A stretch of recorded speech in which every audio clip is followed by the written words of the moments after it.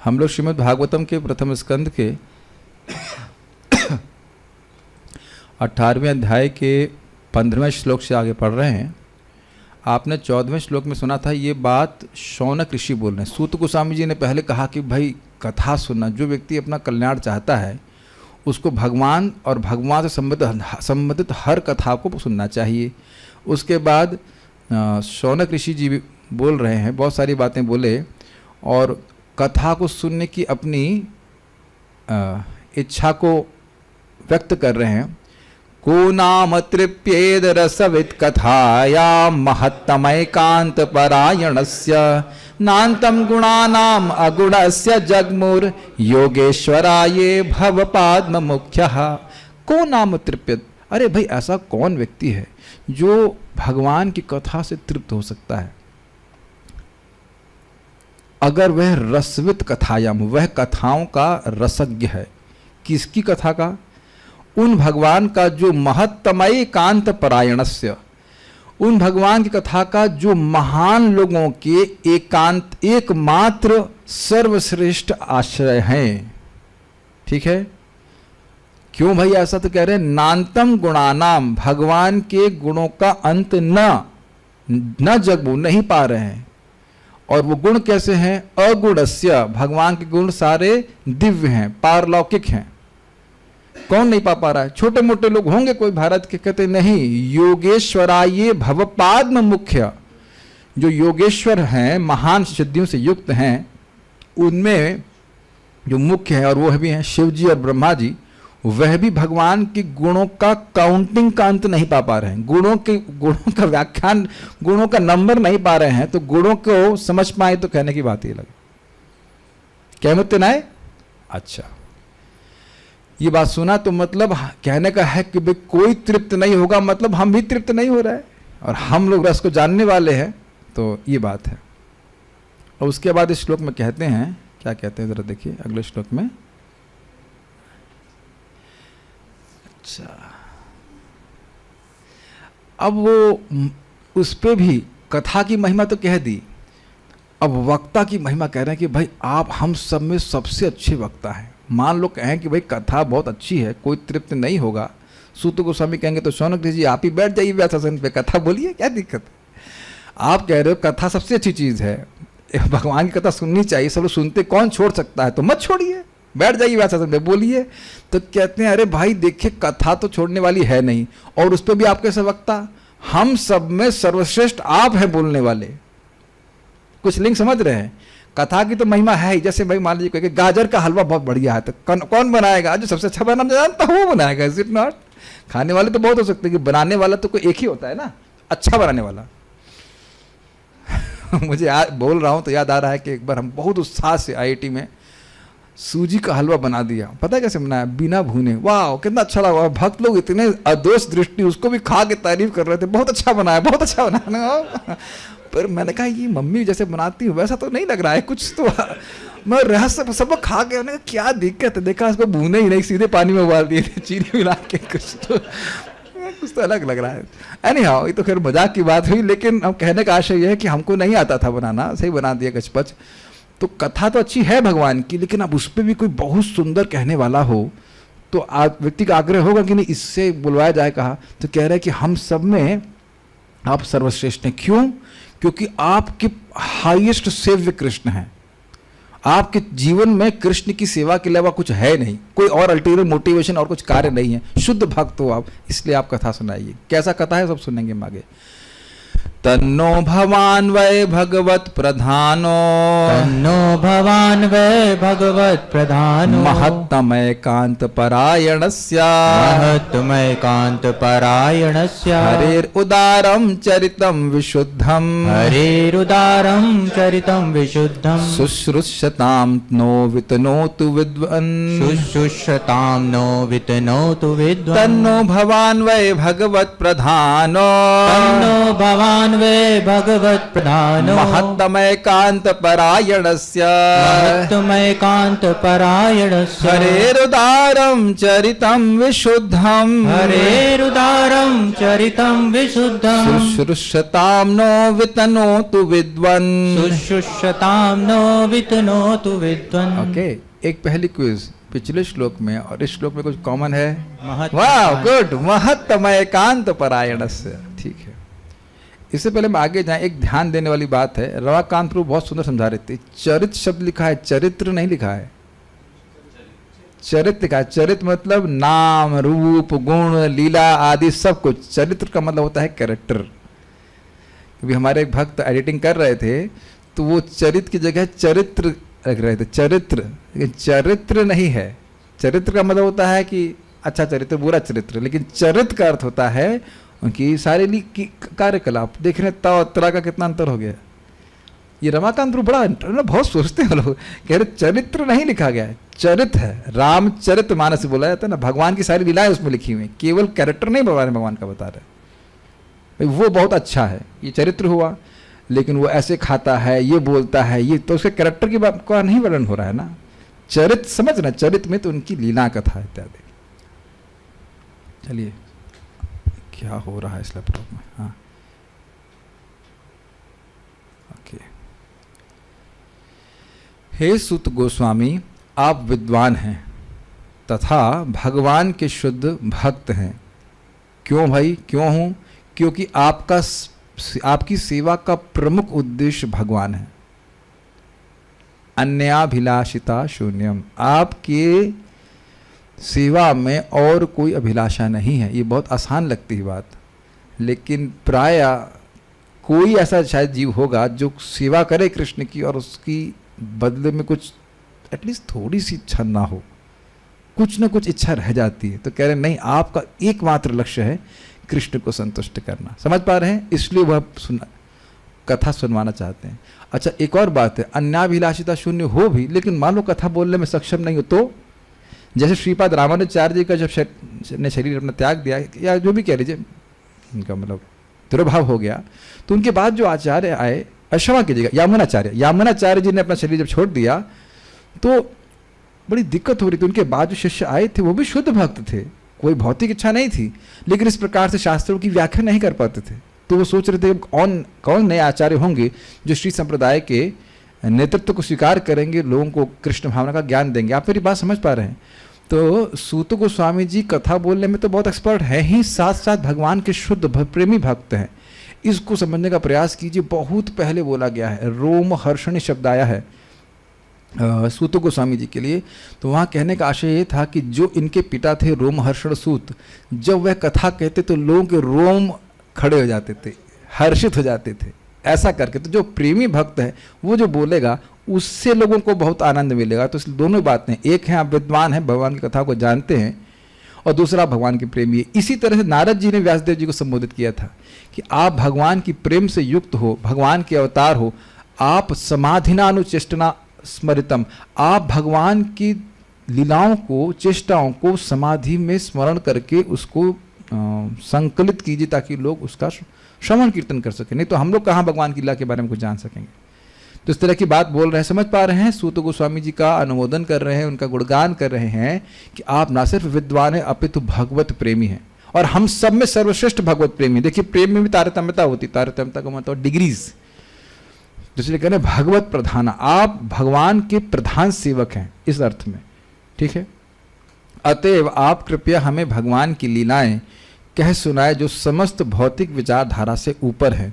अब इसका अर्थ समझने का प्रयास कीजिए। उदार शब्द की प्रभुपाद व्याख्या कर रहे हैं। देखिए, महाराज बहुत सुंदर तरह से समझा रहे थे कि इस जगत में कोई भी व्यक्ति या अगर हित करने की बात करेगा तो उसकी संकीर्णता होती है। हम अपने समाज का हित करेंगे, दूसरे का नहीं करेंगे, और बहुत होगा तो कहेगा इंसानों का हित करेंगे, जानवर को मार के इंसानों को खिला देगा। तो यह तो सबका हित नहीं हुआ। लेकिन भागवत, श्रीमद् भागवत बहुत उदार ग्रंथ है, वह सभी के कल्याण के बारे में बात कर रहा है। सवै पुंसाम परो धर्मो ये तो भक्ति अधोक्षज, किसी भी जीव के लिए सर्वश्रेष्ठ पर धर्म वही है जिससे उसे भगवान के अहेतु की भक्ति प्राप्त हो। उदार हुआ कि नहीं? इसमें हिंदू मुसलमान आदि का भेद तो है नहीं। तो कह रहे हैं भगवान के चरित्र भगवान की लीला कथा को सुनाइए, जो कोई भी सुनता है, चाहे स्त्री हो, पुरुष हो, बच्चा हो, बूढ़ा हो, कोई भी सुनता है उसका कल्याण करने वाली। उदार समझ में आ रहा है? मैग्नानिमस, हृदय से खुला होता है, उसे उदार कहते हैं। तो कहने का आशय यह है कि उदार व्यक्ति कहीं कोई किचमिच नहीं करता है कुछ देने में, जो व्यक्ति जो चाहता है वो उसको प्राप्त होता है। तो कह रहे हैं इस प्रकार की भौतिक विचारधारा से भगवान के चरित्र लीलाएं सब ऊपर हैं, ठीक है, सभी का कल्याण करने वाली हैं, इनको सुनाइए। क्योंकि अच्छा क्यों सुनाएं? क्योंकि हम ऐसा संदेश प्राप्त करने के लिए आतुर हैं, उदार हैं, लेकिन हम भी रसज्ञ हैं, हम सुनने के लिए आग्रही हैं, हमको सुनाइए। अन्वय ततः अतएव, अतएव मतलब इसलिए मतलब किस लिए? पिछले श्लोक में क्या लिंक है इसका? भगवान के गुणों से कौन तृप्त हो सकता है? भगवान के गुण तो इतने महान हैं, इसलिए। ठीक। विद्वान, हे विद्वान, विद्वान कहने से आशा है कि आप जानते हो। आप ये नहीं कह सकते भाई मैं तो जानता नहीं। आप पूछ रहे हो, मान रहे हैं कि भाई आपने कहा कि जब ब्रह्मा जी शिव जी नहीं गिन पा रहे हैं तो हम तो बहुत छोटे व्यक्ति हैं, हम भगवान की कथा को कहाँ तक कुछ बोल पाएंगे? तो कहते हैं नहीं विद्वान, आप विद्वान हैं, भगवान की कथा को जानते हैं, और हम भी यह जानते हैं कि आप शुद्धधर हो। सुखदेव गोस्वामी जी जो बोले थे वो आप एक बार में स्मरण कर लियो, ये पता है आपको बात? इसीलिए उनको उग्र श्रवा कहा जाता था। एक बार सुखदेव गोस्वामी से सुने और सारी बात उनको याद हो गई। सोहम वह श्रावयिष्यामि यथाधीतम यथामति, सुत गोस्वामी जी बोले थे कि जो मैंने अपने गुरु से सुना, विप्रषि भूरि तेजस, महान ऋषि सुखदेव गोस्वामी से सुना, तो जिनका अत्यंत महान तेज था, जो संकल्प किए थे कि सुखदेव गोस्वामी को समझ में सुत गोस्वामी को समझ में आ गया, तो उनके संकल्प मात्र से मुझको सब कुछ समझ में आ गया था। वो सो अहम वाह श्रावयिष्यामि, वही मैं आपको सुनाऊंगा। वही सुनाऊंगा मतलब क्या? याद है तभी तो सुनाएंगे, नहीं तो कभी क्या होता है ना, अपना हम सर खुजाते क्या बोले थे। कभी तो क्लास के बाद भी याद नहीं रहता कि क्या बोले थे। पर क्लास तो अच्छी लगी थी, कुछ याद है, हिंदी जैसा तो लग रहा था लेकिन कुछ याद नहीं हो रहा है कि क्या बोला जा रहा है। ऐसा भी स्टेज होती है कि कुछ याद नहीं रहता, कि एक धूमिल से धुआं सा चित्त में रहता है। देखा क्या कहते हैं, ओ से कहते हैं उसको, ओस नहीं, एक और उसे कोहरा, हाँ सॉरी कोहरा, हाँ कोहरा जैसा लगता है। हाँ क्या बोल रहे हैं, अच्छा तो लग रहा है लेकिन कुछ समझ में नहीं आता है। तो न समझ भी रहे हैं और उनको याद होगा। क्या आपको आश्चर्य नहीं हो रहा इसमें? धड़ाधड़ सुखदेव गोस्वामी बोलते जा रहे हैं परीक्षित महाराज को, और ये रील की तरह एकदम सब याद कर ले पूरा। अमेजिंग व्यक्ति है। 18,000 श्लोक, 5,000 के मेरे मुंह में आ रहा है, 18,000 श्लोक याद कर ले। तो विद्वान हैं आप, और न सिर्फ भागवत, अन्य सारे शास्त्रों को पढ़ चुके हैं। इसको पहले बोल चुका है, त्वया खलु पुराणानि सेतिहासानि चानघा आख्यातानि अपि धीतानि धर्मशास्त्राणि अनुता। आपने सारे शास्त्रों को पढ़ा हुआ है, धर्मशास्त्र इनको पढ़ा हुआ है, उनके सार को पूछ रहे हैं। इसलिए तो स्पष्ट है विद्वान क्यों कह रहे हैं, जान रहे हैं शौनक ऋषि, विश्वास सूचित कर रहे हैं। मान लो किसी को हे मूर्ख कथा कहो, तो कोई कथा कहने वाला है, ये कोई मतलब नहीं है। तो स्पष्ट है विद्वान कहने का आशय यह है कि हमारा पूरा विश्वास है। और कौन कह रहा है विद्वान? ये भी इंटरेस्टिंग है, जरा सोचिए। विद्वान कौन कह रहा है? शौनक ऋषि कह रहे हैं, जिनके पास एक क्षमता थी कि 10,000 चेलों को, 10,000 शिष्यों को खिलाए पिलाएं बढ़ाएं सब कुछ करें। कुलपति थे वो। मैं समझाने का प्रयास करता। एक बार भागवत क्लास हो रहा था इंग्लिश में, तो मुकुंद दत्त प्रभु शायद क्लास कर रहे, तो कई बार वह गीता का श्लोक कोट पूछते हैं भक्तों से। तो मैं इधर बैठा था, 2-4 श्लोक में बोल दिया, तो सामने एक भक्त बैठा हुआ था मेरे, कहते तो लगता है पूरा गीता का याद कर रही है। अब वो उतना शायद विद्वान नहीं होगा गीता का, तो वो मैं 2-4 श्लोक बोल दिया तो मेरे को विद्वान मान रहे हैं। तो उनके मानने की कोई वैल्यू नहीं है। Does that make sense? लेकिन शौनक ऋषि जब बोल रहे हैं कि हे विद्वान, तो आप समझ लेना चाहिए कि वो जानते हैं वेद वेदांग सबके पारंगत सूत गोस्वामी बड़ा विश्वास सूचित कर रहे हैं कि हमें पूरा विश्वास है कि आप कथा सुनाएंगे। न हम सब में, हम सब में मतलब हम सब ऋषियों में भगवत प्रधानो, भगवान के मुख्य सेवक भगवान वही निश्चित ही आप हैं। समझ में आ रहा है ये बात? कहने का अर्थ है कि जितने भी भक्त यहाँ पे हैं उसमें सर्वश्रेष्ठ आप हैं, सबसे अधिक प्रेमी भगवान के आप हैं। ये कहने का आशय है किसके? महत्तमय कांत परायणस्य, उन भगवान के जो महान लोगों के एकांतिक सर्वश्रेष्ठ उत्तम दिव्य आश्रय है। ठीक है, कुछ कल कुछ याद आया था सब बोलने के, लेकिन भूल गया। चलिए, इसलिए जो भगवान महान भक्तों के एकांतिक आश्रय हैं, एकांतिक आश्रय का उस तरह से अर्थ समझिए जैसे मछली के लिए पानी, मछली के लिए पानी के अलावा और कोई आश्रय है? समझ में आ गया?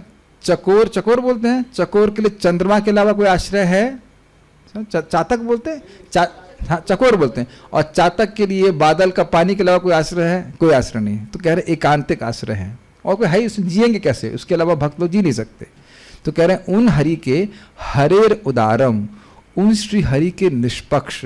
अब इसको समझने का प्रयास कीजिए, उदार का अर्थ क्या है होता है?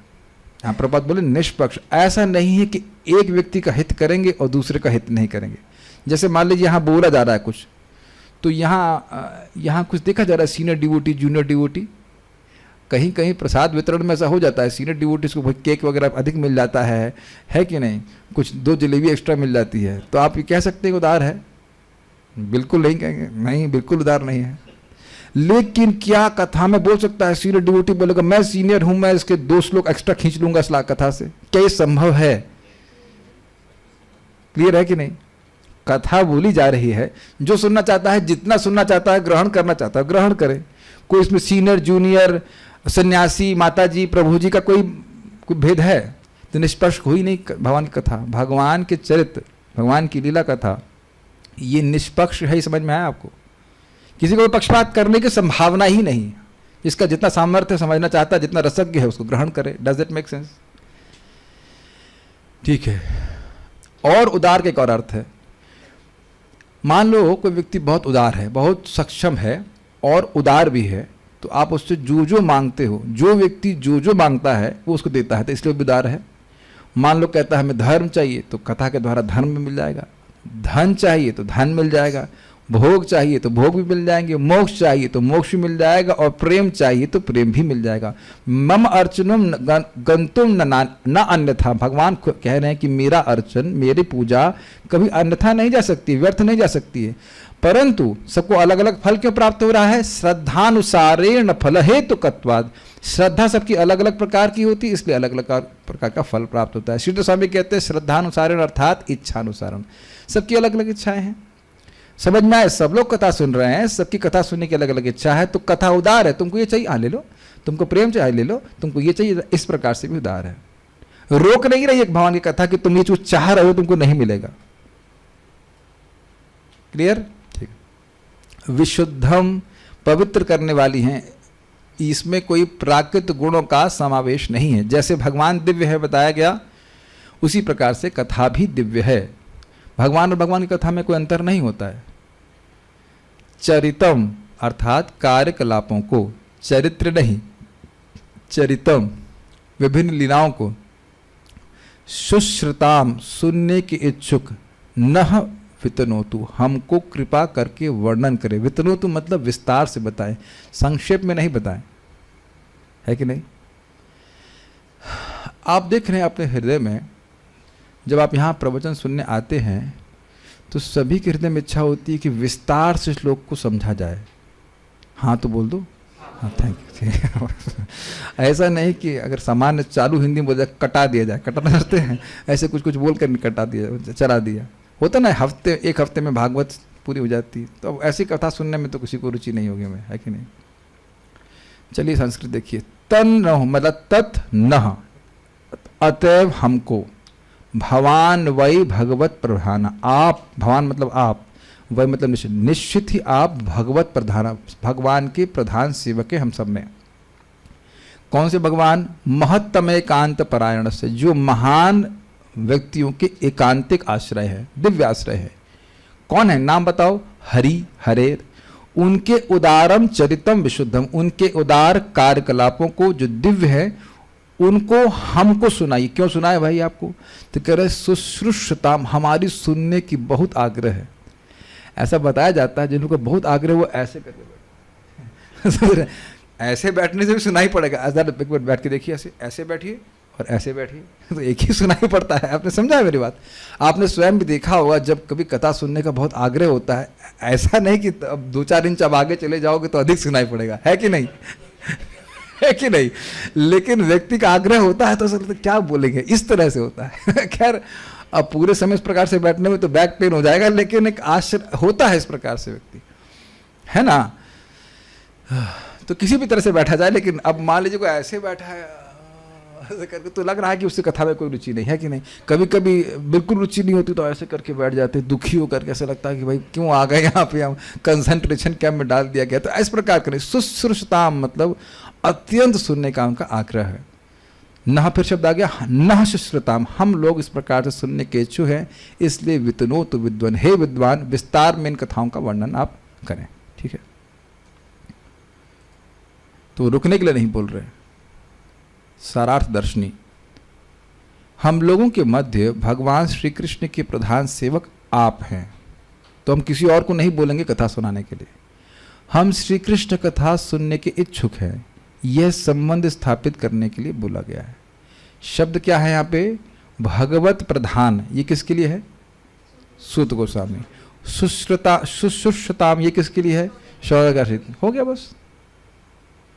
बोलने वाला सर्वश्रेष्ठ भगवान का सेवक है और हम सुनना चाहते, कॉम्बिनेशन हो गया। सुनिए, संबंध जुड़ गया कि नहीं जुड़ गया? ठीक है। विशुद्धम अर्थात उनके मायातीत, थोड़ा स्पेलिंग मिस्टेक हुई, चरित्र नहीं, चरित का विस्तार करते हुए बोलिए। चरित्र नहीं है, ये मिस्टेक हुई, ध्यान नहीं दिया। चरित मायातीत मतलब जो माया के परित उनके दिव्य कार्यकलाप है। वो चाहे बच्चा खिला रहे, आपको पता है कृष्ण बच्चा भी खिलाते थे अपने, और उनके 10-10 बच्चे थे। एक बार में एक, या एक ही साथ में 2,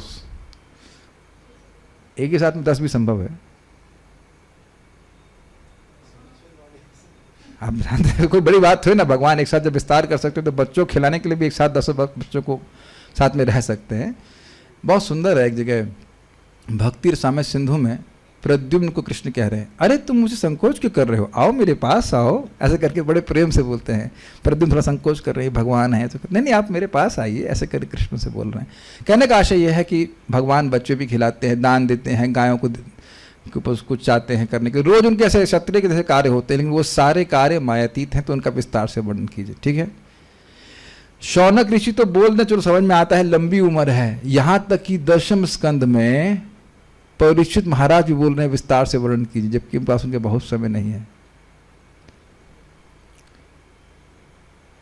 इट्स लाइक अ सटल, क्या कहते हैं, थर्स्ट, कुछ पता नहीं आप लोग एक्सपीरियंस कर पा रहे हैं। कान के पास कथा होती है और उसमें रस मिलता है तो हम कोई शब्द छोड़ना नहीं चाहते हैं उसका। अब कैसे लौकी उदाहरण दें, बहुत सुंदर जूस होता है, कुछ होता है, तो हर सिप पे व्यक्ति को आनंद आता है। स्वादु स्वादु पदे पदे, every syllable is full of love and प्रेम से भरा रहता है। आप यहाँ देख रहे हैं ना, कितने सुंदर सुंदर श्लोक हैं, कितने सुंदर सुंदर अर्थ हैं, और किसी अर्थ को आप छोड़ना नहीं चाहते हैं। अब देखिए सिंपल सी बात है, शुश्रूषताम और भागवत प्रधाना, तो क्या टीका की गई? इस संबंध बोला जा रहा है। आप ऊंचे हैं, हम लोग सुनने के बहुत आग्रही हैं, आप बताइए। हर चीज में एक आस्वादन है कि नहीं है? तो भगवान के चरित्र सभी, चरित का विस्तार से वर्णन कीजिए। बहुत आग्रह, मतलब हमें कुछ जल्दी नहीं कि भाग जाएंगे यहाँ से, कि वो जाके कुछ और यज्ञ करना है या कुछ और काम करना है। महाराज बोलते थे, बहुत सुंदर बोलते हैं कि ऐसा नहीं है कि अब शौनक ऋषि को कथा के बाद जाकर कुछ बच्चों को स्कूल लेके जाना है, ऑफिस जाना है, ना कुछ नहीं, वो कथा सुनने के लिए पूरा समय लेके आए। कथायाम सक्षणा हरे, हम सारे क्षणों को लेकर के कथा सुनने के लिए बैठे हैं। ये हो जाता है ना, कभी कथा चल रही होती, फिर कहता है कुछ काम बंद करो कथा और उसके बाद कुछ और काम करें। Imagine a state where you don't have to do anything except hearing. इतना टेस्ट हो और ऐसा मतलब समय हो कि हमें कुछ नहीं करना है, बस भगवान के बारे में सुनना है और बोलना है। That's very nice. बाल प्रबोधनी, आपको इस विषय में कुछ भी अज्ञात नहीं है, इसको सूचित करने के लिए हे विद्वान शब्द के द्वारा उनको संबोधित कर रहे हैं। अर्थात आप ऐसा नहीं कह सकते कि आप सुनना तो चाहते हैं, देखिए, लेकिन अब मेरे पास बोलने के लिए कुछ है नहीं। तो ऐसा आप नहीं कह सकते, आपका सामर्थ्य है, इसलिए विद्वान क्या है। उसका हेतु क्या है? मैं तो विद्वान हो गया भाई। उसका भी हेतु यह है कि हम सब के मध्य आपके सेव्य प्रधान रूप से भगवान है। समझ में आई बात? सेव्य मतलब स्वामी, तो नहीं आप महान भक्त हैं इसलिए विद्वान है। जो महान भक्त है भगवान का वह सारी बातें उनके हृदय में प्रकाशित हो जाती हैं। जो भगवान का प्रेमी होता है तो इस प्रकार के आप हो। तो यही तो उधर हो गया। तो आप लोग सुनना भी चाहते हैं क्या?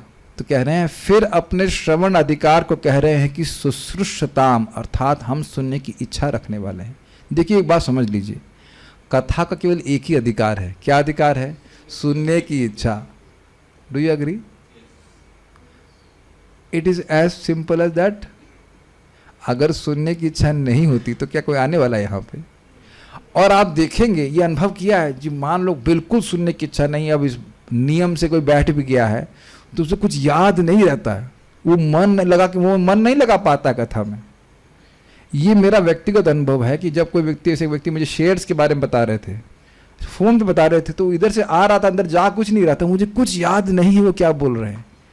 तो हम एक ना एक क्या कहते हैं उसको, औपचारिकता बोलते हैं, एक शिष्टाचार में, हाँ फॉर्मेलिटी में, शिष्टाचार में हाँ हाँ हाँ कर दी, लेकिन कुछ याद नहीं है।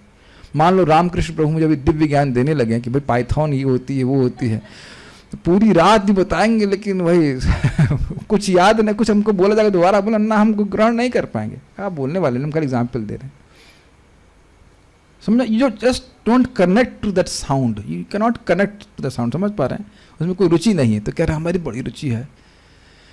श्रवण योग्यता सूचित करने पर भगवान के चरित्र की विशेषता को कहते हैं कि वे उदार हैं, अर्थात धर्म, अर्थ, काम, मोक्ष आदि प्रदान करने वाले हैं।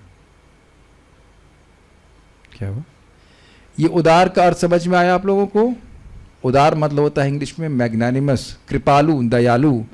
तो जो व्यक्ति भगवान की कथा सुनता है उसको धर्म, अर्थ, काम, मोक्ष सब मिल जाता है। अब इसको एक उदाहरण के द्वारा समझिए।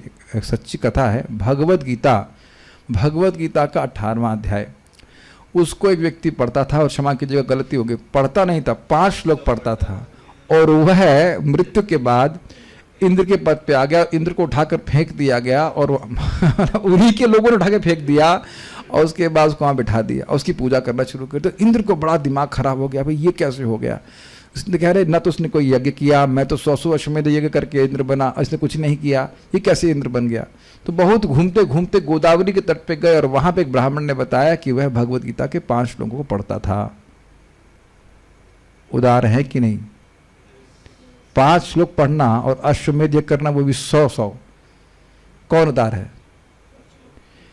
100 छोड़ दीजिए, 1 अश्वमेध यज्ञ करना ईमानदारी से, झूठा मूठ का तो कोई भी कर सकता है। लखनऊ में हो रहा था बहुत साल पहले का, मैं मतलब 20-25 साल पहले की बात होगी। हल्ला कर रहे अश्वमेध यज्ञ, हम तो सोचे घोड़ा तो यहाँ पे कोई है नहीं, ना कोई आर्मी नहीं, कहाँ से अश्वमेध यज्ञ। मैं बच्चे के रूप में प्रतीक्षा कर रहा था कि मैंने कोई शायद आर्मी आएगी, कुछ आएगा, कुछ भी नहीं हुआ। हाँ हुआ, और अश्वमेध यज्ञ हो गया, मतलब हो गया। और वो व्यक्ति जो किया वो लखनऊ का राजा भी नहीं बना, पूरे विश्व का राजा तो छोड़ दीजिए।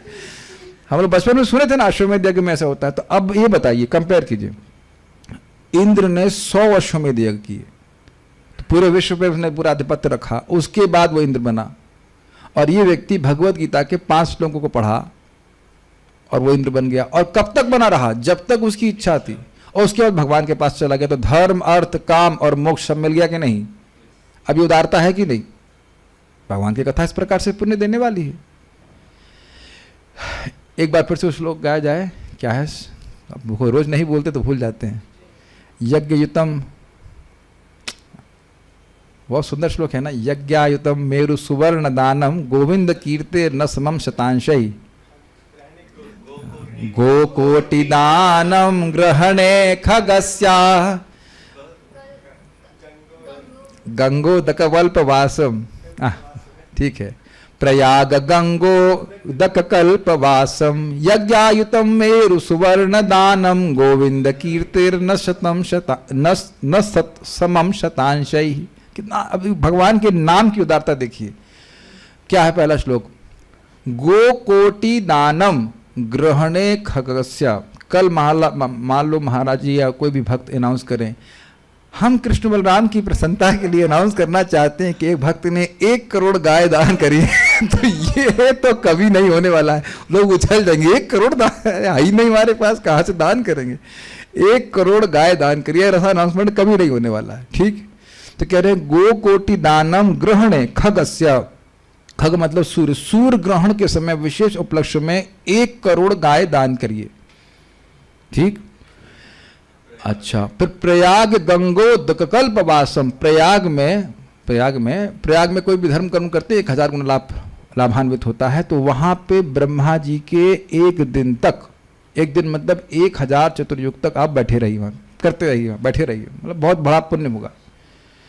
और उससे भी तृप्ति नहीं हो रही तो कह रहे हैं यज्ञायुतम मेरु सुवर्ण दानम, हजारों लाखों यज्ञ करें और उसमें ब्राह्मणों को मेरु पर्वत के समान स्वर्ण दान करें। अरे 10 ग्राम सोना लेने का सामर्थ्य नहीं है मेरु पर्वत के, तो इससे जो पुण्य मिलेगा, कह रहे हैं गोविंद कीर्तिर न समम शतांशई, हरे कृष्ण बोलने का, गोविंद का कीर्तन करने का, भागवत सुनने का, जो भी आप जोड़ लीजिए सब, वह 100वां अंश भी नहीं होगा। अब बताइए कौन सी सेवा करनी चाहिए? हरे कृष्णा कृष्णा कृष्णा हरे हरे, हरे राम राम राम हरे हरे। समझ रहे हैं मेरी बात? कितना सुंदर बात बोल रहे हैं। उदार समझ में आ रहा है कि इससे जो कुछ पुण्य मिलेगा वो कुछ नहीं है भगवान के नाम उच्चारण के बराबर। इसीलिए प्रभुपाद जी कहते हैं the first instruction of the spiritual master is to chant 16 rounds. Prabhupada ji ये भी अपने तात्पर्य में लिखते हैं, we are very unhappy that our disciples are bringing very austere books and we are seeing that they are not able to chant Hare Krishna. कह रहे हैं कि हमें बड़ा दुख है कि हमारे शिष्य जो है वो कुछ बहुत नई तपस्या बताने वाली पुस्तकें पढ़ रहे हैं और लेके आ रहे हैं, और हम बहुत बार देख पाते हैं कि वे अपने 16 माला जप नहीं कर पा रहे हैं। हमें लगता है कुछ नया करना है, उससे श्रेष्ठ कोई साधन नहीं है, इसको बड़ी गंभीरता से करना है। श्रीमद् भागवत का श्रवण, इसमें भगवान ने अपना तेज डाल के रखा है। समझ पा रहे हैं? और क्या सबसे बड़ी उदारता है? अरे भागवत को सुना तो छोड़िए, सुनने की इच्छा होने मात्र से भगवान ईश्वर तत्क्षण हृदय में आने लगते हैं। तो कहते हैं किंवा, अरे और शास्त्र पढ़ने की क्या जरूरत है? अर्थात क्या अन्य शास्त्र को सुनने से आते हैं? यह अर्थ होगा कि भाई आते भी हों तो क्या तुरंत आते हैं? नहीं आते हैं। तो फिर एक प्रश्न होगा कि भाई सब लोग क्यों नहीं सुन रहे हैं? तो कह रहे पुण्यर बिना तो श्रवण इच्छा न उत्पद्यते। इतनी तरीके का आप लोग याद हो गई कि सुनने पुण्य एकत्रित नहीं होगा तो सुनने की इच्छा ही नहीं आएगी। ये भी स्थिति है। तो ये सब बातें हैं। वो तो उदार कर समझ गए, मैग्नानिमस, जो चाहो प्राप्त हो जाए। उसका भी हेतु यह है कि ये विशुद्धम अर्थात सुनने और बोलने से विशुद्धता को लाने वाले हैं, ये अर्थ है। भगवान की बात बड़ी इंटरेस्टिंग है। भगवान की बात का श्रवण करने का मतलब है कानों से स्पर्श होना। समझ में आना नहीं? समझ में आया? श्रवणम का मतलब है कान से स्पर्श होना। जैसे आप देखिए हरे कृष्ण मंत्र कोई गा रहा है, कोई भक्त गा रहे हैं, अब जरूरी नहीं है कि जो व्यक्ति सुन रहा है उसको समझ में भी आ रहा है कि क्या हो रहा है, लेकिन वो सुन रहा है कि नहीं? तो सुनने मात्र से चित्त उसका हृदय शुद्ध हो रहा है। जैसे लखा हीरा जो हरिदास ठाकुर जी को गिराने के लिए आई थी, पतन कराने के लिए आई थी, तो हरिदास ठाकुर जी बोले उसको कि हम तुम्हारी इच्छा जरूर पूरी करेंगे, जरा मैं अपना नाम पूरा कर लेता हूँ, संख्या पूरी कर लेता हूँ। उनको पता नहीं कि पूर्णता होती ही नहीं कभी उनकी। वही हम तो नाम तिरप्यामा बैठ गई। अब उसको ध्यान नहीं दे रही कि क्या बोल रहे हैं। ठीक है, अभी बस करते होंगे, अभी 2-4 दिन में। इस्कॉन के डिवोटी 2-2 घंटे में बोर हो जाते हैं, यही बोर हो जाएंगे, कोई दिक्कत नहीं। लेकिन बोर होने वाले हरिदास ठाकुर जी नहीं थे, लगे पड़े जाप करने में, और वह भी सुनने लगी। उसको अर्थ नहीं समझ में आ रहा था कि हरे कृष्ण मंत्र का क्या अर्थ है, और वह शुद्ध हो गई। फिर उसका अगले दिन फिर आई, फिर वही बोले, और अब वह उनके संग हरे कृष्ण बोलने लगी। और तीसरे दिन फिर पूरा उसका हृदय परिवर्तित हो गया। परम पूज्य राधानाथ महाराज विनोद में कह रहे थे, imagine how much she was covered over that it took her 3 days in the association of Haridas Thakur to get purified. 3 दिन लगे उसका दिमाग ठीक होने में, लेकिन ठीक हो गया। समझ रहे हैं? कुछ नहीं समझ रहे कि क्या। प्रत्यक्ष उदाहरण देखिए, प्रभुपाद जी टॉम्किन स्क्वायर पार्क में कीर्तन कर रहे हैं, और देखे हिप्पी लोग हरे कृष्ण नाच रहे हैं। उन्हें नहीं पता ये क्या हो रहा है। और देखो आगे जाके कितने महान भक्त बन गए। ये बहुत अच्छी बात प्रभुपाद कहते हैं कि कोई महान भक्त हैं, वो कीर्तन कर रहे हैं, लोग ना भी जाने तो वो शुद्ध हो जाते हैं। ये उदारता नहीं है? एक्चुअली इसमें एक शब्द ये ऐसा होना चाहिए कि केवल सुनने और बोलने से ही विशुद्धता को लाने हैं। हाँ, श्रुति मात्र, मतलब समझ में आए उससे मतलब नहीं, ये उदारता है कि नहीं, बस समझ में आए कोई बात अलग बात है, लेकिन समझ में आ ही आए, केवल कान से सुन लिया उसने, तो ये पवित्र करने वाला है। ठीक है, ये अत्यंत कोई सुंदर विशुद्ध वस्तु, जैसे व्यतिरेक में देखें, मान लीजिए साइनाइड है, कोई पोटेशियम साइनाइड है, अब वो ना भी जाने, केवल जीभ से स्पर्श करने मात्र से व्यक्ति मर जाता है। यहाँ तक कि मुझे तनिष प्रभु बता रहे थे, कुछ ऐसी दवाएं ऐसी कुछ हैं, हाँ, एक विशेष प्रकार की होती है, उसमें खाली आप स्किन से स्पर्श करेगा तो आपको जुलाब लग जाएगा, इतनी मतलब प्रबल औषधि होती है, कुछ समझ में आने की जरूरत नहीं है, पेट खराब हो जाएगा तुरंत, इतना शक्तिशाली है। ये हरड़ के बारे में कुछ बता रहे थे, हाँ, वो बता रहे थे कि अंग्रेज़ों के ज़माने में भारत में एक हरड़ का पेड़ था, उतना इंटरेस्टिंग था कि जो उसके नीचे जाता उसको जुलाब लग जाता, तो वो सोचे कि वहाँ कोई भूत है, पेड़ कटवा दिए जबकि वो एक विशेष प्रकार की हरड़ थी, दिव्य हरड़ थी, जो भी रहती हो, उसके पेड़ था, उसके नीचे जाते से वो लोगों का पेट खराब हो जाता। हरड़ से पेट लूज होता ही है, लेकिन वो ऐसा अद्भुत पेड़ था कि बिना कुछ खाए नीचे जाने तो जब ऐसा प्रभाव पेड़, हरड़ का पेड़ कर सकता है, तो नाम नहीं कर सकता। ठीक है ना, तो मनादरादपि मनागुदीरतम निखिलो घृताप पटलिम विलुम पसी। आपको अनादर पूर्वक भी कोई बोलता है, रूप गोस्वामी पद बोलते हैं नाम के संबंध में, तो भी आप उसके उग्र ताप को हरने वाले हैं। और ये दृष्ट है, कुछ भी ना जानने वाले लोग नाम उच्चारण करते हैं, एक आध दो माला करते हैं, चार माला करते हैं, तो देखते हैं कि उनका मन बड़ा शांत हो रहा है। ये एक हमारे ही ग्रुप में माता जी हैं, उनकी माँ हमको बता रही थी, खुद बोल रही थी कि हम बहुत गंभीरता से तो नहीं करते हैं, 4-5 माला कर रहे हैं, लेकिन उसमें भी करने से हम देख रहे हैं कि दिन बड़ा शांति से कट जाता है। तो वो बहुत ज़्यादा आदर से करते हो, बहुत समझ के करते हो, उससे मतलब नहीं कह सकते, लेकिन फिर भी उनमें मन में शांति का अनुभव होता है। सभी लोग इस प्रकार से समझ सकते हैं इस बात को। और फिर अजामिल वपी, अजामिल तो जानते ही, तात्पर्य भगवान, ये उदारता है कि नहीं। फिर वापस देखिए सिंहावलोकन न्याय से, क्या ये भगवान की नाम की उदारता है कि नहीं। नारायण अपनी माँ की गोद से मेरी गोद में आओ, नारायण को नहीं बुला रहा है, नारायण की माँ को नहीं बुला रहा है, इज इट नॉट। नारायण की माँ को बुला रहा है, लेकिन नारायण की माँ को नहीं बुला रहा है। बच्चे नारायण की माँ को बुला रहा है, लेकिन नारायण की माँ का नाम बताओ। नारायण की माँ का नाम बताएं। अरे हमारे सारे पंडित शांत हो गए, जूम पंडित। नारायण की माँ का नाम बताएं। नारायण की माँ का नाम बताएं। भगवान नारायण की कोई माँ नहीं है, उनका इस प्रकार का संबंध किसी से नहीं है। भगवान कृष्ण की माँ है, उनका नाम है यशोदा मैया, लेकिन नारायण की माँ का कोई नाम नहीं। तो ये कहना ही गलत है ना। जैसे अभी हमने एक बात बोली, हमारे प्लम्बर कुछ गलत काम कर चला गया, तुमने, मैं टाइप किया, ये मधुसूदन बिल्कुल बेवकूफ है। अब मधुसूदन तो भगवान का नाम है ना। मुझे गुस्सा आया, उसने बॉल ठीक से लगाया नहीं, तो एकदम से मुझे याद आया कि भाई ये तो नामाभास हो गया। कि मधुसूदन एकदम बेवकूफ है, भगवान मधुसूदन तो एकदम दिव्य है कि नहीं, लेकिन पवित्र हुआ कि नहीं, ये कहना है। तो ये उदारता है कि नहीं भाई। कोई व्यक्ति किसी कुछ बोल रहा है और ये भगवान उसको ग्रहण कर ले, तो कितनी भगवान की उदारता है। हम बारंबार इस बात को बोल रहे हैं, कितनी उदारता है।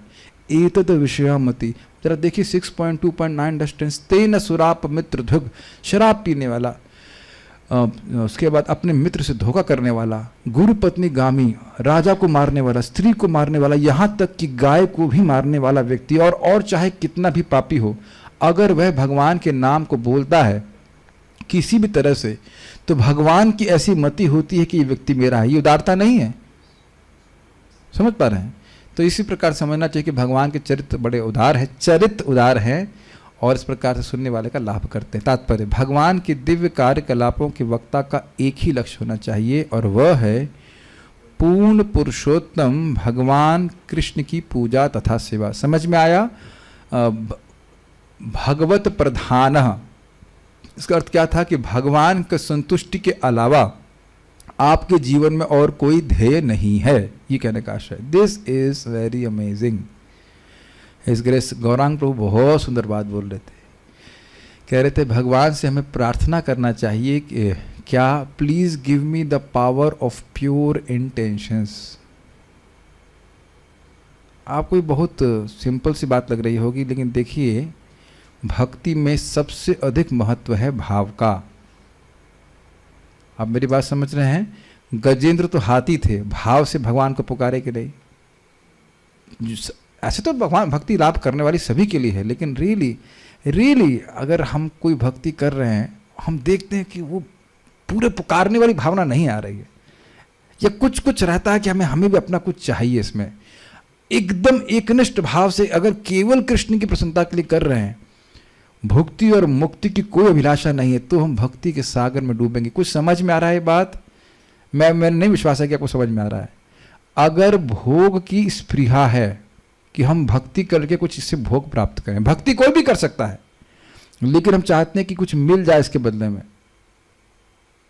हल्की सी गंध भी है इसकी कि हमें कुछ बदले में इसके चाहिए, या मुक्त हो जाऊं मैं, इस जगत के दुखों से निवृत्त हो जाऊं, तो रूप गोस्वामी कहते हैं तो जब तक इस प्रकार की गंध मात्र है, तब तक भक्ति के सुख का कैसे आस्वादन कर सकता है? मतलब भक्ति के सुख का आस्वादन हम तभी कर सकते हैं जब केवल कृष्ण को संतुष्ट करने की इच्छा हो। Does that make sense? इसका अर्थ हम ये नहीं कह रहे हैं कि भक्ति कर नहीं सकते हैं।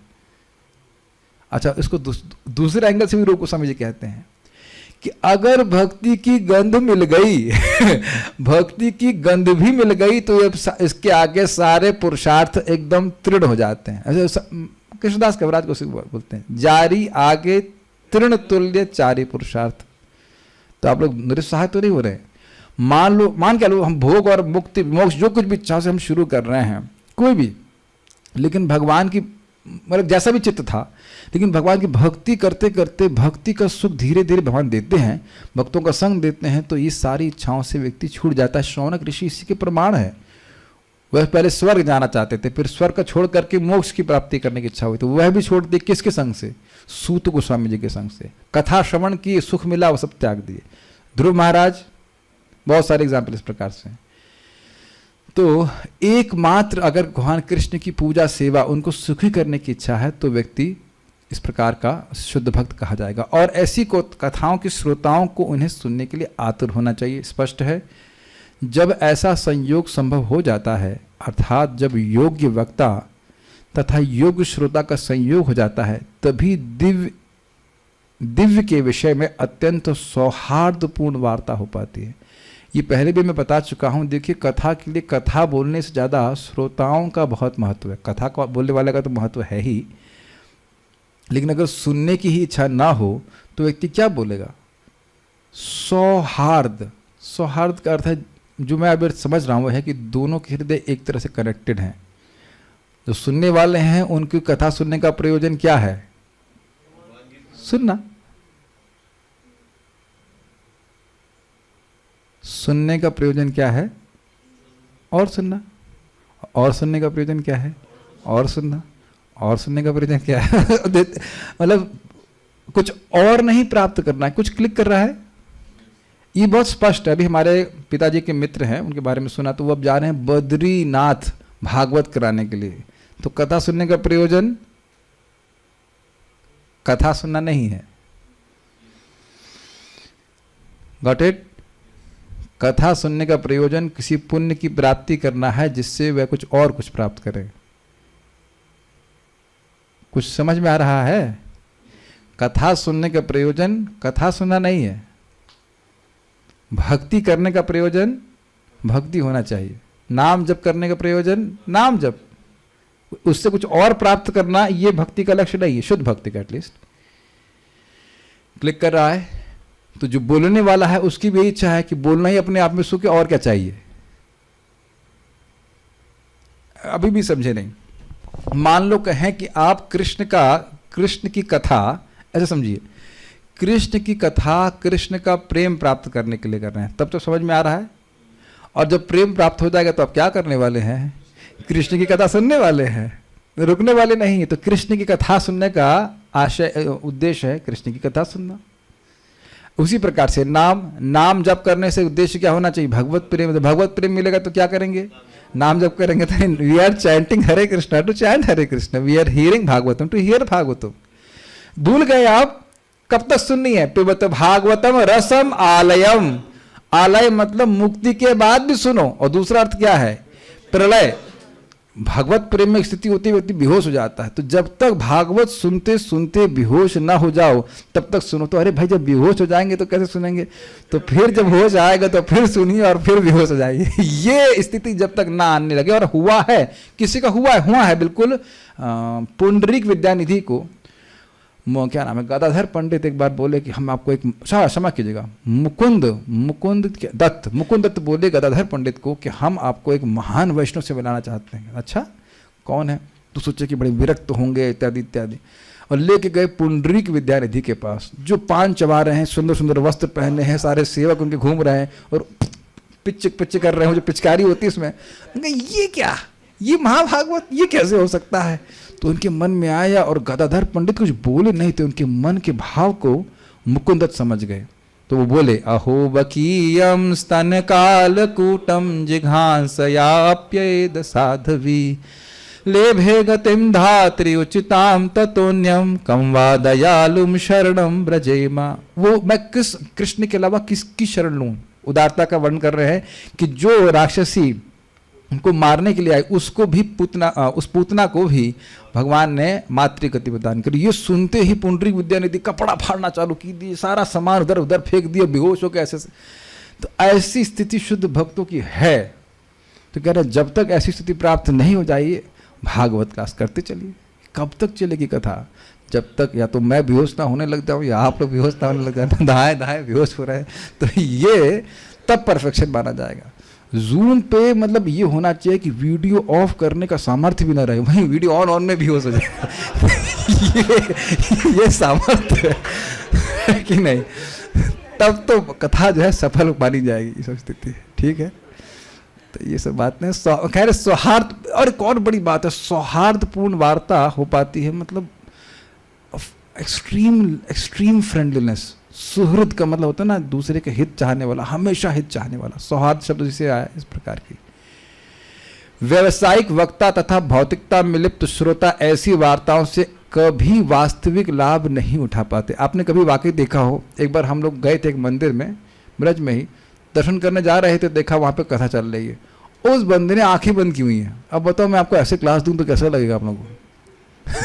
ऐसा लग रहा है परमात्मा को क्लास दे रहा है, उसे कोई मतलब नहीं, बोले जा रहा है, पीछे म्यूजिक चल रहा है, जो भी कुछ बोल रहा हो, कुछ बीच में गा रहा है, बोल रहा है। अब यू फील वेरी कनेक्टेड ना, मैं ऐसे क्लास दूं अगर आपको आंख बंद करके, कि नहीं?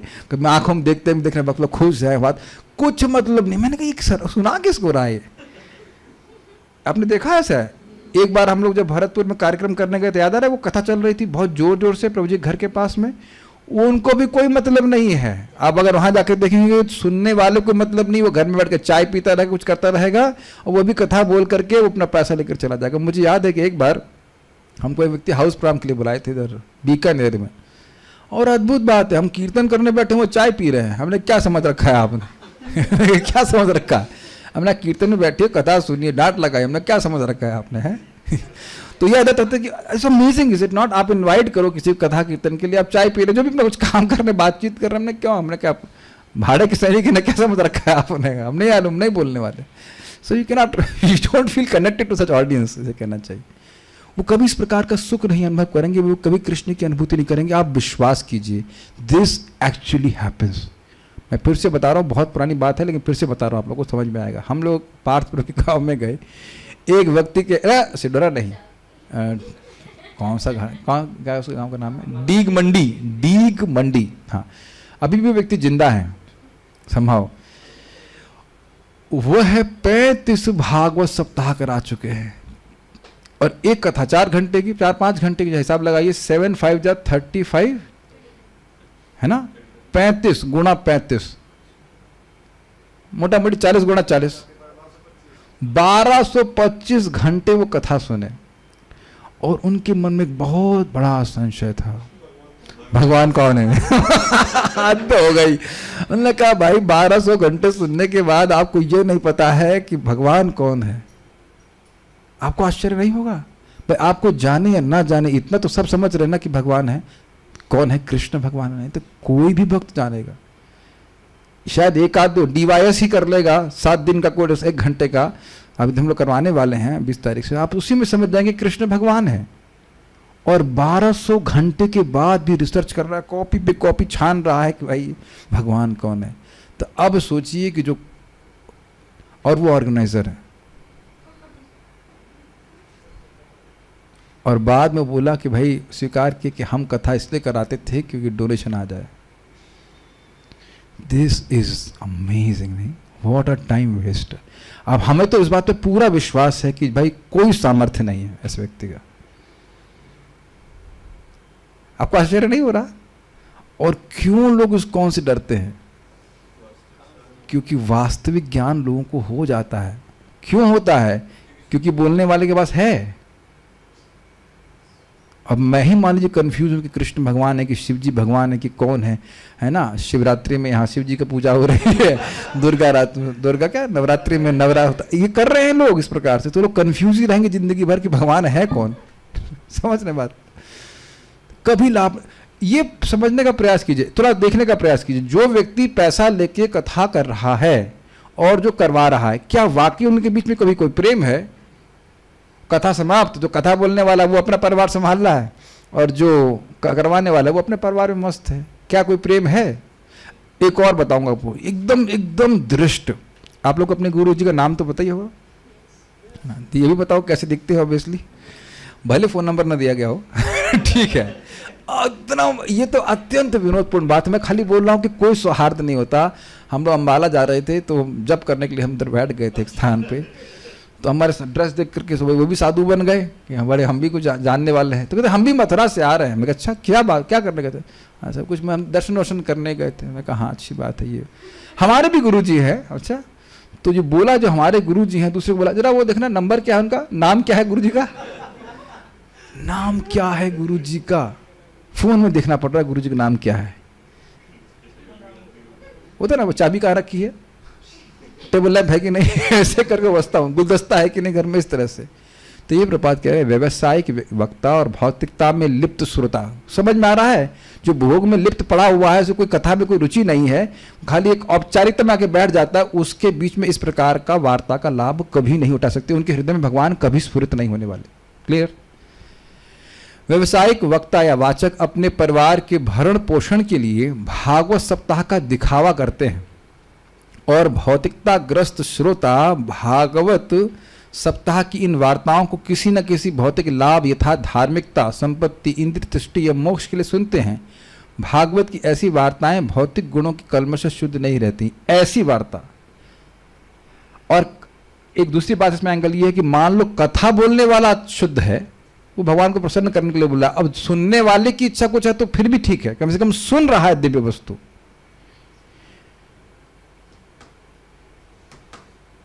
Got it? नहीं, सुन रहा है दिव्य वस्तु, लेकिन बोलने वाला ही गड़बड़ है। तो महाराज समझाते हैं इसको बहुत अच्छी तरह से। भाई देखो, नर्सरी का बच्चा है तो नर्सरी के बच्चे की योग्यता कुछ होती है? कुछ नहीं। लेकिन पढ़ाने वाले टीचर की ऐसा तो नहीं होता है। जो सेकंड क्लास पे होता है उसी को बोलते हैं ठीक है बच्चों को पढ़ा दो जा करके। जो पढ़ाने वाला है उसकी योग्यता बहुत अधिक होती है। बीएड तो मानेंगे, नर्सरी को पढ़ाने के लिए बीएड चाहिए ना कम से कम। तो कहाँ बीएड और कहाँ नर्सरी?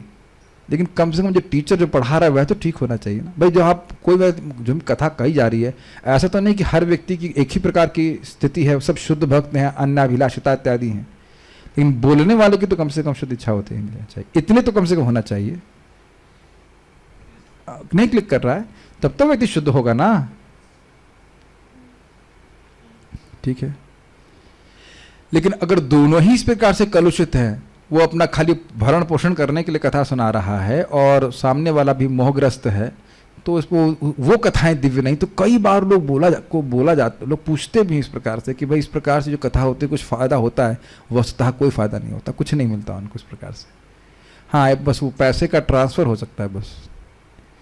लेकिन नैमिषारण्य के मुनियों तथा श्रील सूत गोस्वामी के मध्य चल रही वार्ताएं दिव्य स्तर पर थीं। उनमें इनमें भौतिक लाभ का कोई उद्देश्य नहीं था। यद्यपि भगवान की कथा इस प्रकार से देने में समर्थ है। अकामः सर्व कामो वा मोक्ष काम उदारधि तीव्रेन भक्ति योगी न यजेत पुरुष परम। किसी की कोई भी इच्छा हो, कोई भी इच्छा ना हो और मोक्ष की इच्छा हो, वो बुद्धिमान व्यक्ति है अगर वह भगवान का भजन करता है, ठीक है। लेकिन यहाँ क्या है, दोनों ही अकाम है।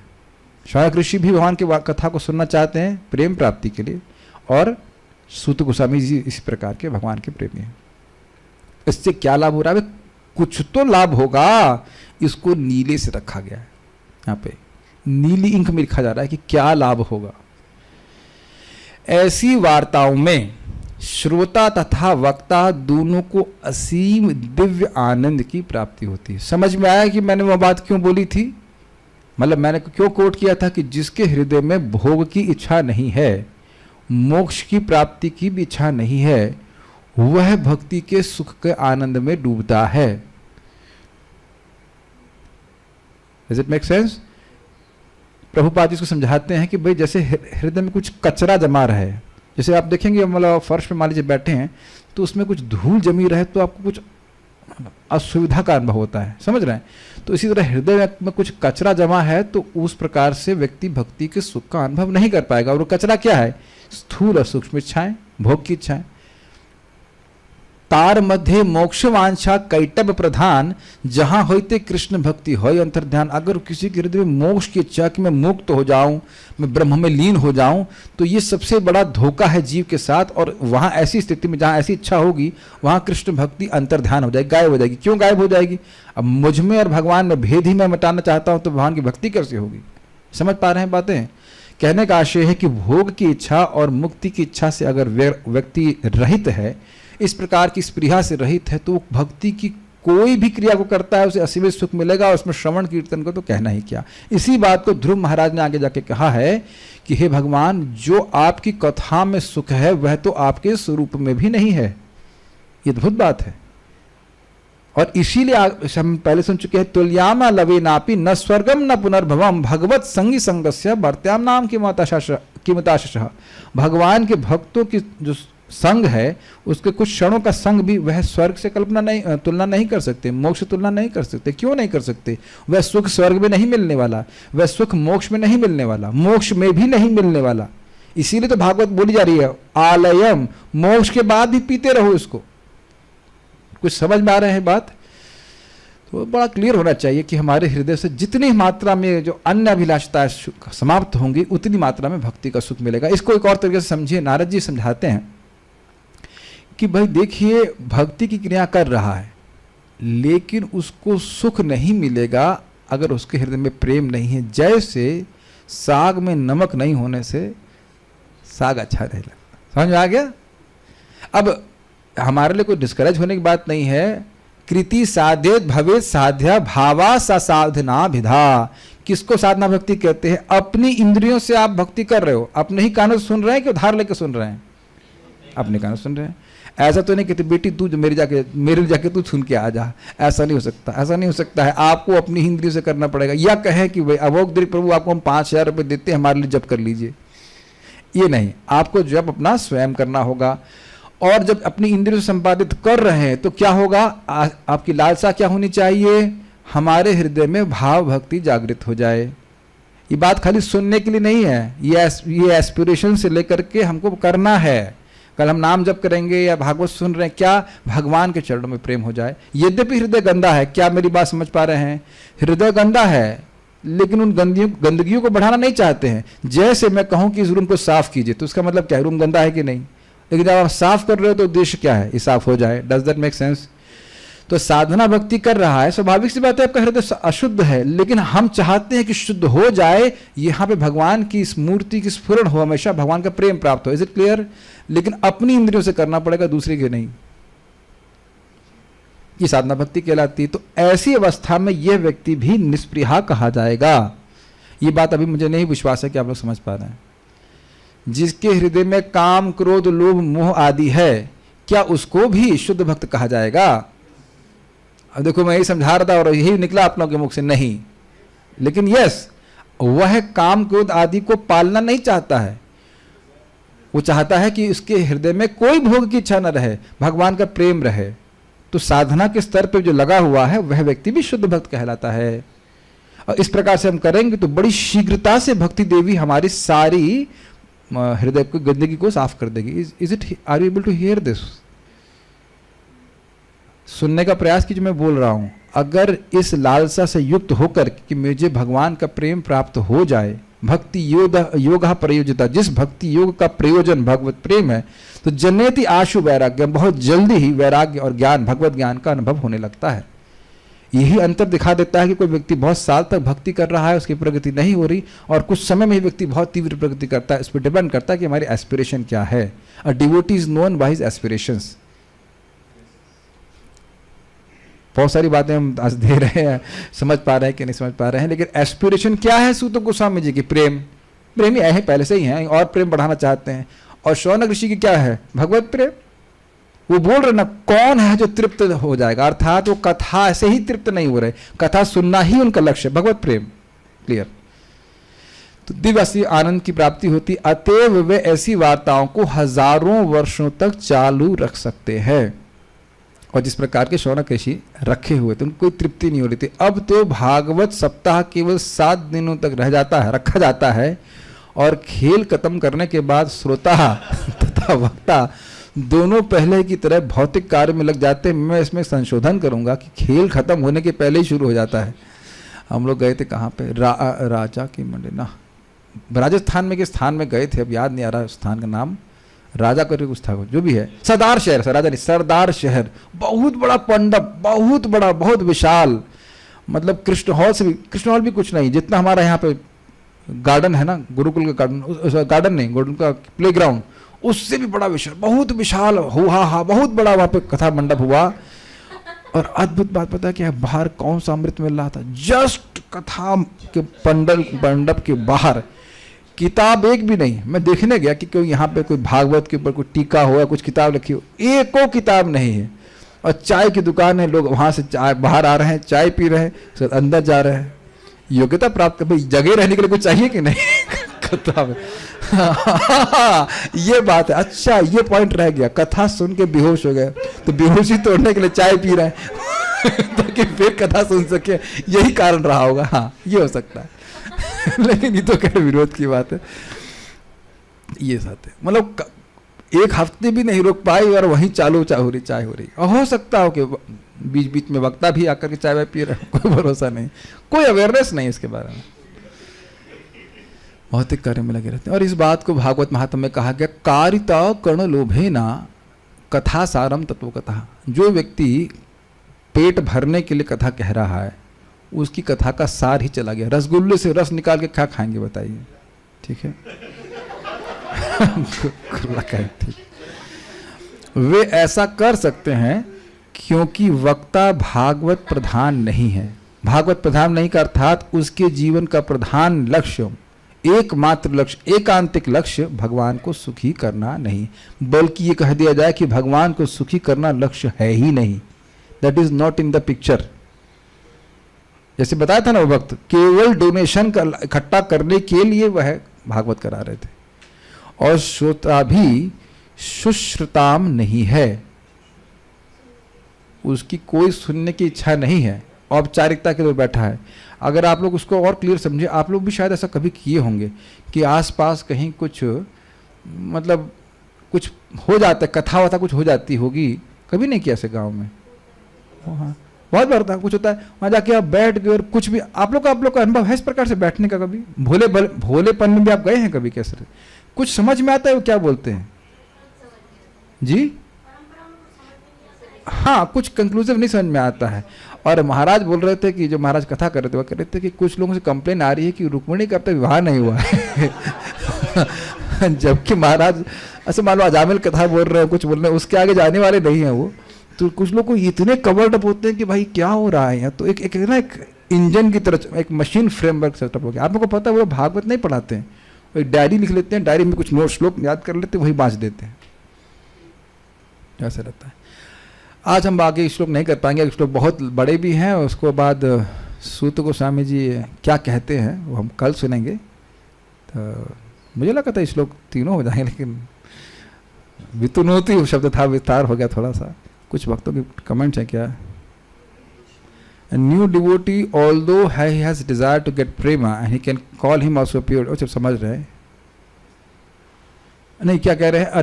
New devotee although he has desire to get prema and we can call him also pure devotee, but he is not able to get that much taste which pure devotee actually gets. How to understand this? Simple है.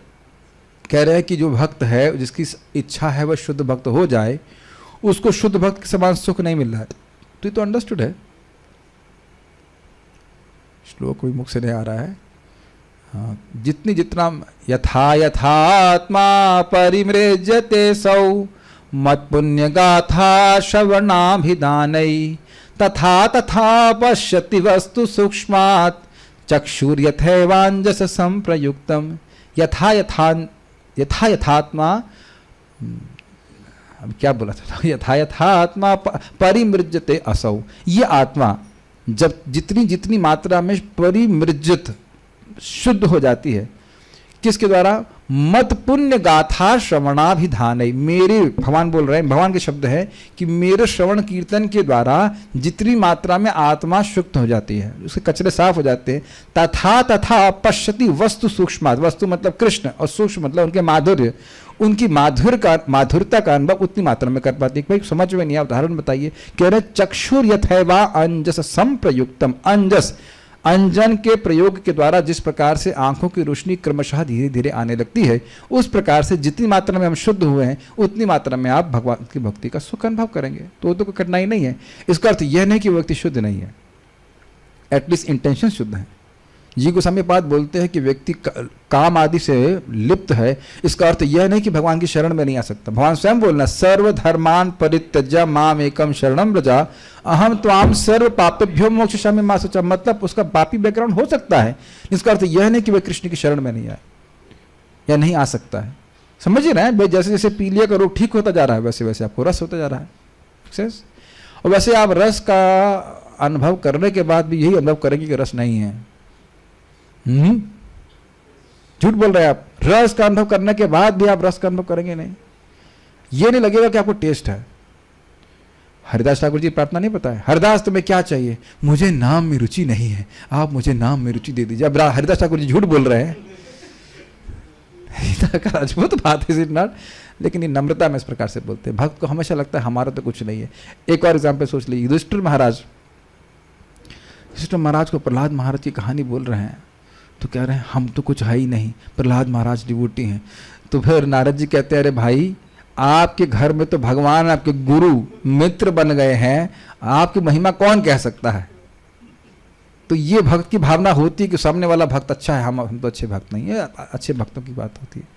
But anyways, इस प्रकार की इच्छा होनी चाहिए. ठीक है. Also such devotees can liberate others as well just as moon has spots. But कह रहे हैं दूसरी बात, अपी चाहिए तो सुदराचारों को श्लोक की व्याख्या कर रहे हैं. दूसरे पंडित, हमारे बरेली के पंडित बोल रहे हैं कि भाई यद्यपि उस वक्त में दोष भी हो, बहुत अच्छी बात बोल रहे हैं, यद्यपि उस भक्त के जीवन में चरित्र में बहुत बड़ा दोष भी हो जाए, लेकिन अगर उसकी ऐसी अभिलाषा है कि कुछ भी हो जाए मैं भगवान कृष्ण की भक्ति नहीं छोड़ूंगा, तो वह व्यक्ति भी साधु है और उसके संग के द्वारा भी व्यक्ति को भक्ति प्राप्त हो सकती है. This amazing. कैसे? जैसे चंद्रमा में दाग होते हैं, इसका अर्थ यह नहीं है कि उसके प्रकाश से लोगों को शीतलता प्राप्त नहीं होती. कितना सुंदर एग्जाम्पल है. चंद्रमा के धब्बे कभी चंद्रमा को कि प्रकाश को नहीं रोक सकते. कितना सुंदर एग्जाम्पल है. क्या? भजते माम अनन्य भाग. कृष्ण के अलावा महत्तम एकांत परायण से सुन करके, श्रवण करके कि भाई कृष्ण का ही भजन करना है. अब उसके पूर्व अभ्यास के कारण कुछ भी दोष हो, लेकिन उसके मन में जो व्यवसाय ये संकल्प हो गया कि नहीं कुछ भी हो जाए, चाहे मेरे अपराध के लिए मुझे नरक भी क्यों न जाना पड़े, जाना नहीं पड़ेगा. ऐसे व्यक्ति को भावना ऐसी है, मेरा सामर्थ्य नहीं कि मैं अपने हृदय को शुद्ध कर पाऊंगा, मैं भगवान की कृपा को बड़ी आग्रह से वेट कर रहा हूं कि कृपा करेंगे, मेरे हृदय को शुद्ध कर देंगे. वह अपने हृदय को शुद्ध करना चाहता है sincerely. Are you able to hear this? Sincerity and seriousness. भक्ति कर रहा है और फिर भी गिर भी जाए तो भी कृष्ण कहते हैं साधु ही मानना चाहिए, और ऐसा व्यक्ति भी दूसरों को जीवन में प्रकाश दे सकता है. Wonderful point. Very nice. Bareilly की साधु का धन्यवाद. उसका मतलब उसके धंधे, उसके धंधे पता नहीं क्या, धब्बे. ठीक है. ओके. एनीवे ओके, सो इसे स्टॉप हियर. तो आज हमने ये सुना कि एक बार हम हल्का से रिवाइज कर लें श्लोक को. एक बार श्लोक दिखा दीजिए वापस. श्लोक ये था कि कहाँ गया? ततः इसलिए आप सूत गोस्वामी जी सर्वश्रेष्ठ हैं सभी भक्तों में, आप भगवान के अनन्य भक्त हो। और वो भगवान कैसे हैं जिनका महान लोग एकांतिक रूप से आश्रय लेते हैं, उनके उन हरि के उदार चरित्र को सुनाइए, क्योंकि हम सुनने की इच्छा है। तो क्या संक्षेप में सुनना चाहते हैं, ओवरव्यू? नहीं, विस्तार में सुनाइए। और हमको तो पता नहीं, आप ऐसा कह नहीं सकते क्योंकि आप विद्वान हैं। ये ऐसा बोले तो सूत गोस्वामी जी ने क्या कहा उसको हम लोग कल सुनेंगे। ये शब्द सुनने के लिए कितने आतुर हैं हम लोग। ठीक है, कल सुनेंगे। ओके। श्रील प्रभुपाद की जय। निताई गौर प्रेमानंदे।